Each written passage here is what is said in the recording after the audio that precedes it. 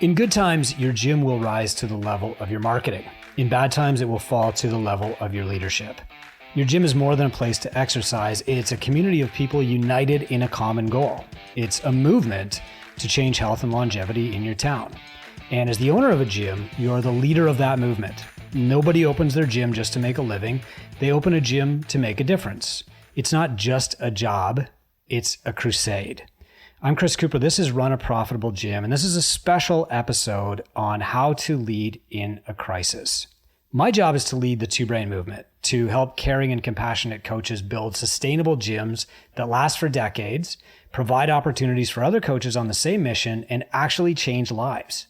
You can't become a better leader by reading a book or taking a course or participating in a roundtable discussion on leadership. You become a better leader by leading through a crisis and then evaluating your effect afterward. And you become a better leader through mentorship, through models. We do this through mentorship at Two Brain, and one of my personal mentors is Bonnie Skinner. Bonnie is a registered psychotherapist, and she's the founder of Level Up Coaching, and fortunately, she lives here in Sault Ste. Marie near me. She's right beside me in my office this morning. Bonnie, thank you so much for coming in. Thanks so much for having me, Chris. This week, the CrossFit community is undergoing a tragedy, the death in the CrossFit Games swim course, but every gym owner is going to face a crisis in their community at some point. So the first decision that a gym owner has to make is, should I come out and talk about this? You know, Chris, the answer to that isn't always yes or it isn't always no. Really, it comes down to why, right? So when something happens, it's very, very common, especially now with the advent of social media, that we take our first opinions and we throw them out there, right? That we want to be able to comment or say our experience or give our take. And what I really encourage people to do when we're dealing with a crisis is to slow down, right? Because every time something happens that is negative and shocking, right? Like we go into shock. Like that's why we call it shocking, right? But in that state, we are it's a lot easier for us to become reactive. Okay. So we become emotional, right? And we become panicked, right? Our anxiety levels go up. Our brains really don't like things that we didn't see coming. And so it's important for leaders to get out ahead of these things, because what we want to do is we want to be able to help people stay as grounded as possible. Okay. So we should get out ahead of it. And what kind of messaging should we have? Like, should we be running a meeting with our community? Let's start there. Like, how do we talk to our clients? How do we talk to our coaches? I think the first piece is to always, kind of bring everybody together, get a feel for what's happening, and then ask people about their impact first, right? So it's, hey, we know this has happened. How are you? Right? And just get a feel. Okay, if let's say I've got a gym of 10 coaches or whatever the case may be, and then I'm going to pull them together. I'm going to say, hey, listen, we know this has happened. How are you? How are you doing? What's going on? What that does is that gives you a feel for where everybody is. You might have people in various stages, right, of grief or of stress or of panic. And so you might have some people that are scared. You might have some people who are angry. You might have some people who are just lost, right? Might even be numb or sad or whatever the case may be, depending upon what the tragedy was. And so that's your first assessment as a leader, is like, how is everybody? The next thing you want to do is you want to lead them to a place that's going to be healthy for them. Okay. Now that's not, obviously everybody, grieves different or reacts different to different situations. But the one thing that we all have in common is we all become distressed. Right? We all become distressed by a crisis. And so what we want to do is we want to, as leaders, encourage people to stay as grounded as possible, which means, for example, let's say there's information coming in, bit by bit. We don't really know what happened. Some people got details. Some people have different details, and there's a little bit of chaos, right? So as a leader, your message is, look, right now, what we know is there's been a crisis, and it's, if it's a loss, then we've lost somebody who's, special and important in our community. And what we want to be able to do is let's just recognize that fact, right? In time, information will come in. But if we start trying to process information right now, we're not going to do it effectively anyway. Okay. So it's let's just give our minds and bodies time to accept and understand and adjust to the crisis that we're all in. right? So there needs to be kind of like that physiological break. And so that would also include language like sadness, right? Like encouraging people to move away from, not necessarily away from, but encouraging people to recognize that there may be emotions they don't want to feel, right? Like sadness or grief or frustration. And there might also be emotions that are a lot easier to feel. Like it's easy to be angry. It's easier to lash out. It's easier to want to know, want to place blame somewhere, right? So that's why leaders need to get out and start having those conversations early. Well, let's talk about the angry thing. And this is what you and I were talking about 10 minutes ago, is why is it important for us to lead the conversation as leaders in our gyms instead of letting things kind of escalate on their own through anger? Anger can be a very contagious reaction, right?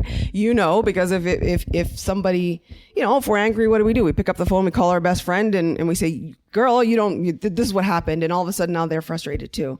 Okay. So the thing about anger is that it's so contagious, and it also, whereas sadness and the other emotions kind of don't really require much of you, like sadness doesn't really necessarily require you to do something, anger does.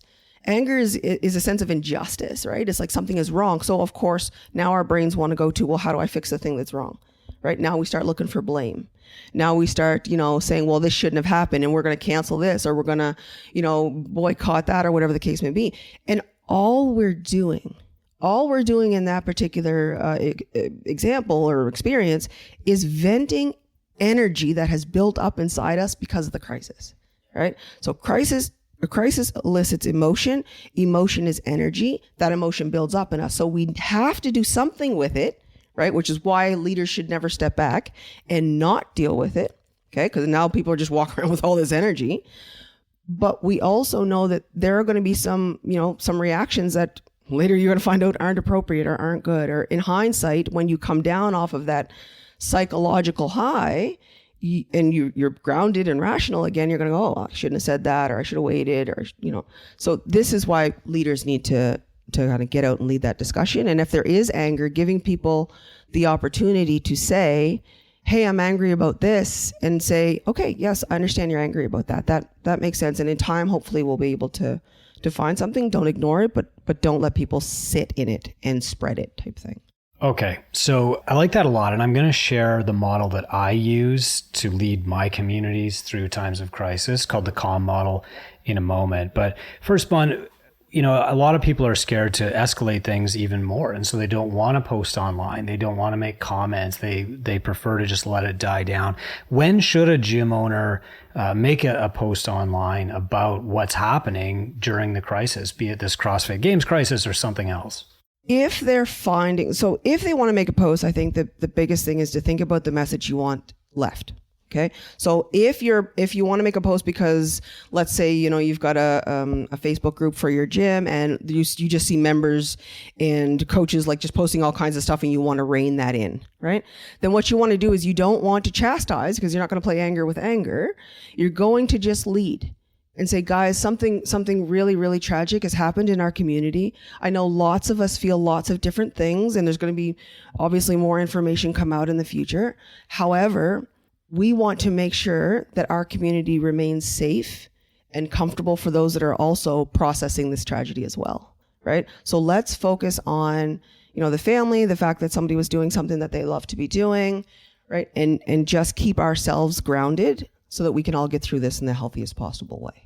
The model I like to share with everybody is called the CALM model. And CALM is an acronym standing for clarity, assurance, leadership, and movement. And when you're trying to guide your community through a crisis, this is how you want to communicate. This is a model. You can do it your own way, of course, but following this model serves as a bit of a checklist for me in letting me say, like, did I actually communicate what needs to be communicated here? And I think, Bonnie, before I get into that CALM model, one of the things that you mentioned this morning is you can check your messaging by asking, how can we help? Can you just explain that a little bit? Remember when I talked about kind of the energy that builds up when we experience a crisis, right? Like it needs to go somewhere. And so one of the best questions we can ask is, how can we help? Right? Now, this is 3 separate layers. So the first one that I think is the most important is, how can we help ourselves? right? And now I know a lot of people say like, well, how is that the first thing if somebody else has experienced a loss? But it really is, because we want to make sure that we can be our best selves even through crisis, right?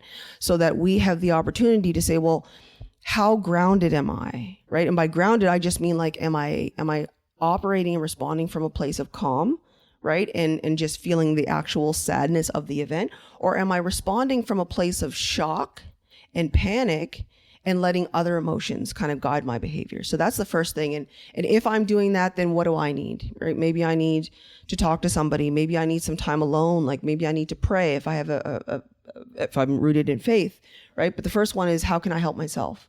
The second piece is, how can I help those that were involved, right? So whether it's the family or the community or the gym or whoever the case may be, is there something that we can do? Sometimes people have, GoFundMe pages or memorial pages or just letters, right? Or anything like that. So is there an opportunity for us to support those involved? How can I help those involved? And then lastly, how can I help our community? So even if something doesn't happen in our community, it can still affect our community, right? Especially we know, CrossFit's a global community, obviously. And so we want to say, well, what can we do now? Maybe there's, for example, some messaging that is starting to get skewed in the community, right? Maybe it's like, oh, well, I'm not sure CrossFit is safe, right? Or I'm not sure people should even be doing it, or it's too risky to hold these kinds of things. And I think, we can, as leaders, help our greater community deal with those kinds of messages and say, look, like nothing is 100%, safe. And these are people who are choosing to do things that they love to do, that they want to do, that they're excited about. Yes, there's always ways for us to improve everything. And that process is going to take place, but there's no reason to amplify the level of risk. But we also need to know, Chris, if I can just kind of add one more thing, is that we, in that elevated state that we get in as soon as we identify that there's a crisis, we are more likely to assume risk everywhere. So our brain kind of goes in like a heightened threat detection mode, right? And we have this negativity bias. And what that means is it's going to be a lot easier for me to think that happens all the time, right? So for example, if I hear about when we hear about plane crashes, right? Now people are like, oh, I'm not going to fly in a plane, but we know a plane is way safer than even being in an automobile, right? So there is there can be an experience in crisis where all of a sudden people become afraid of things they weren't afraid of that aren't necessarily connected to the crisis, right? But it's like, oh, well, maybe I'm just not going to try CrossFit now because, these kinds of things happen. So it's just to get out there and to keep spreading the message about, hey, listen, we're a great community. This, like we're a safe community. Like we've got you. Listen to people. Let them ask you questions. Stay grounded. Don't get defensive, right? That's a big piece, because sometimes as leaders, we're like, hey, we know this thing is awesome. We know this thing is lovely. Like back off, right? And that's not what people need right now. What people need is reassurance. All right, Bon, thank you very much. So what I'd like to do is just share the CALM framework. In case you want some help modeling your messaging or leading the conversation, here's what I follow. First, the C is clarity. So using the CrossFit Games tragedy as an example, I would say, here's what happened. This is a tragic accident. Then assurance, I would say these are high-level athletes who understand their risks and eagerly adopt them. I think that the athlete would have wanted the games to continue for his brothers, for his fans, and for all of us. Now, if you know the athlete, by the way, and you don't think this is true or whatever, by all means, just change any part of this that you want to. The L for leadership is let's all remember how fleeting life can be and reflect on it during our gratitude practice this week. And M for movement, we are going to remember him with this tribute workout. And luckily already we've seen some tribute workouts appear. So CALM, clarity, assurance, leadership, movement, that's the framework that I use to lead these conversations away from anger in my own community. I hope they help you too. And remember, our responsibility as leaders is not always easy. Sometimes it's an opportunity and sometimes it's a burden. When these times happen, I lean on mentors like Bonnie. And Bonnie, thanks so much for coming in and sharing wisdom with everybody else. Anytime, Chris. Thanks for having me. This is Run a Profitable Gym. Sometimes running a profitable gym means being a better leader, and it always means doing the right thing. Thank you for your service and your leadership.